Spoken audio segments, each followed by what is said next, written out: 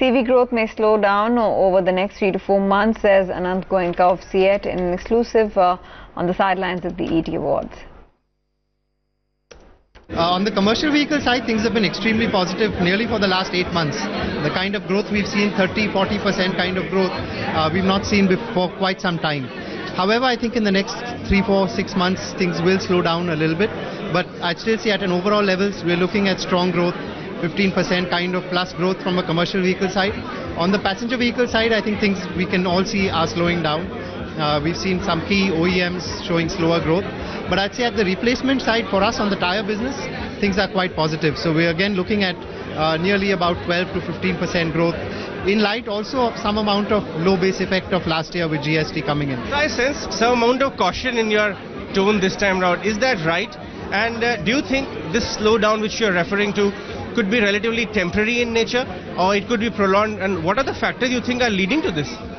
Yeah, no, I think I'm quite positive overall. So I think the slowdown that we're seeing is I think short term. I think things will get better going forward. I think basic factors are good. I think except for crude, which has been a little bit of a spoiler for the last few months, has also shown some correction, especially in the last week.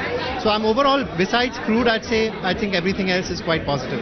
So when we speak to some of your clients, be it Tata Motors, Ashok Leyland, they are saying that, though things are positive even now, but don't forget that the CV cycle is in its fourth and a half, fifth year. Right. Historically, how long have cycles lasted in your view in this CV space?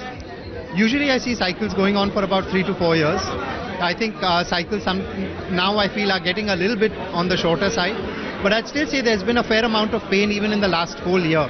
If you look at the BS4 conversion that was happening, GST, demonetization. So we had a tough patch of nearly a year and a quarter or so. And so I think things going forward are quite positive. So the other thing is that in the passenger side of vehicles, we are witnessing that the top tier cities are witnessing flattish to degrowth, whereas tier 2, tier 3 are witnessing good growth. Because you actually work very closely with these large companies, what do you make of this phenomena? Because net it is impacting growth in the industry. Right, so I think on one side we are seeing that two-wheelers relatively is positive. Largely we've had a positive monsoon, and I think that overall I agree with you that Class B, C towns are seeing higher growth than urban centers.